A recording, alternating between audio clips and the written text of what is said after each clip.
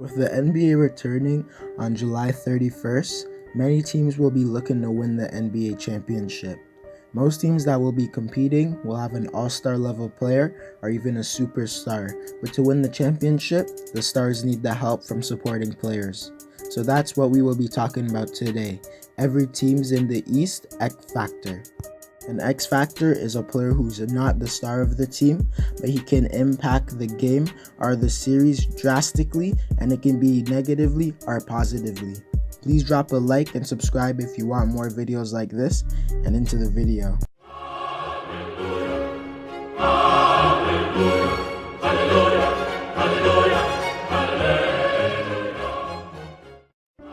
We will be starting with the number 1 seed, Milwaukee Bucks, and work our way down. For Milwaukee, I think their biggest X factor is Eric Bledsoe, because this season Eric has been great, averaging 15.4 points per game, 5.4 assists, 4.6 rebounds on 48% from the field and 34% from 3. He is also one of the best guard defenders with his quickness, athleticism, and strength.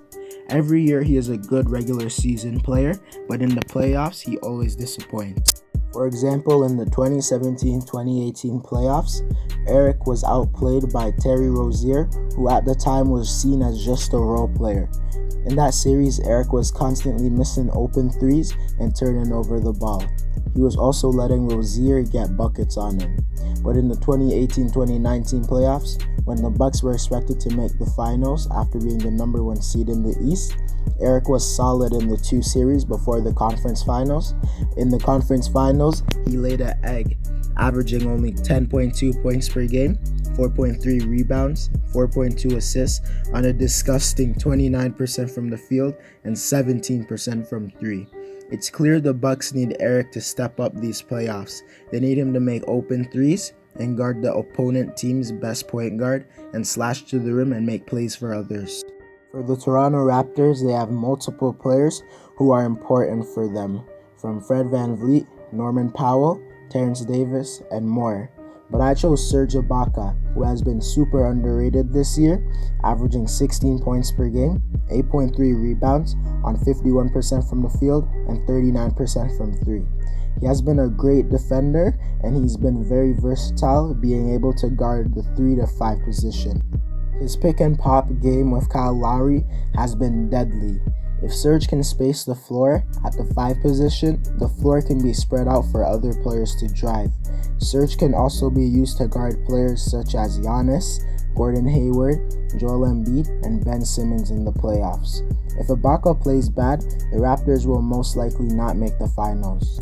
For the Boston Celtics, some players I considered was Grant Williams, Jaylen Brown, and Marcus Smart.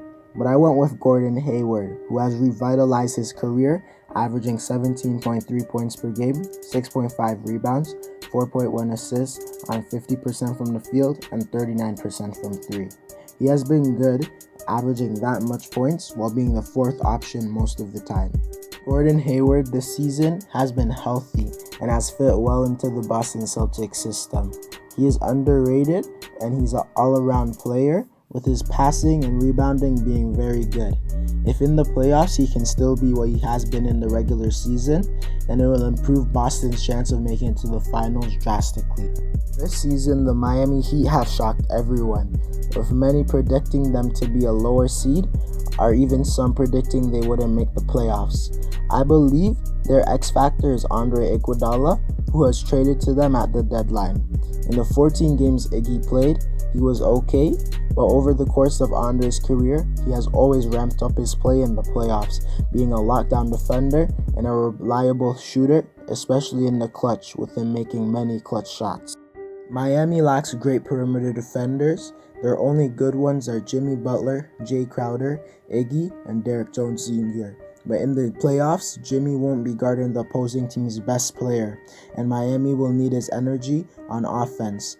So it's up to Iguodala and Crowder to guard the opposing team's best perimeter scorer. They will need to guard players such as Jason Tatum, Jaylen Brown, Kemba Walker, Pascal Siakam, Kyle Lowry, Chris Middleton, and more.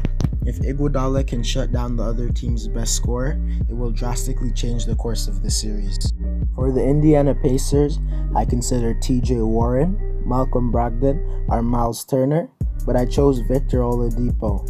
And I know what you're thinking, how can it be Oladipo when he's regarded as the best player on his team? But the fact is, he has been bad in the 13 games since returning from his injury, averaging 13.8 points per game, 3 rebounds, 3 assists on 39% from the field and 30% from 3. So he clearly has not been the best player.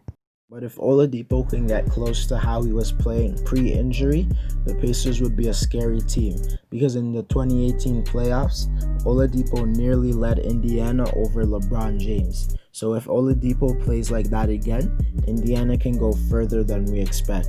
But if he continues to play poorly, I don't think Indiana has a chance to even get out of the first round.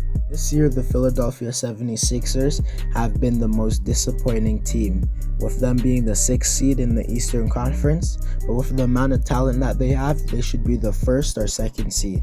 Going into the playoffs, I believe their X factor is Josh Richardson, who they acquired in the 2019 offseason.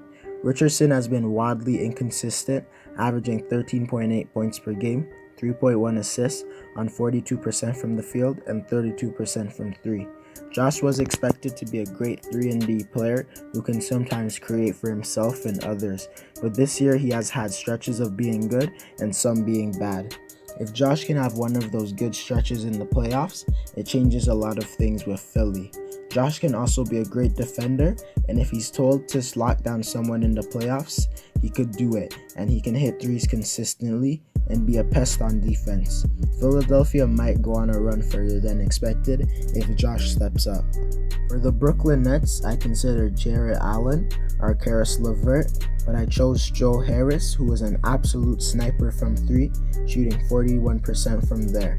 Joe isn't a star, but when he's on the court, he commands the same attention from the defense like he is one, with his amazing 3-point shot. His attention makes it a lot easier for the whole team to score. Even if he's not making them, he still has an impact. But if in the playoffs he can make them, it changes the whole dynamic for the Nets.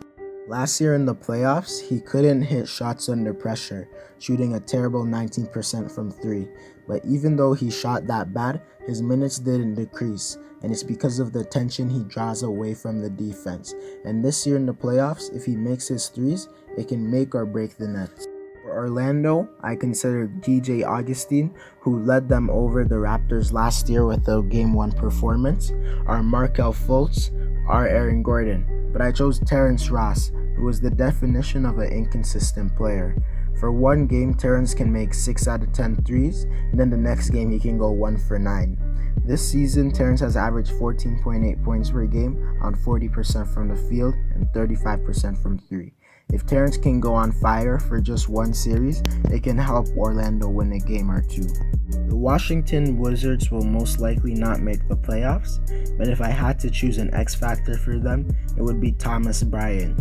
Thomas is a solid center who can rebound and finish at the rim.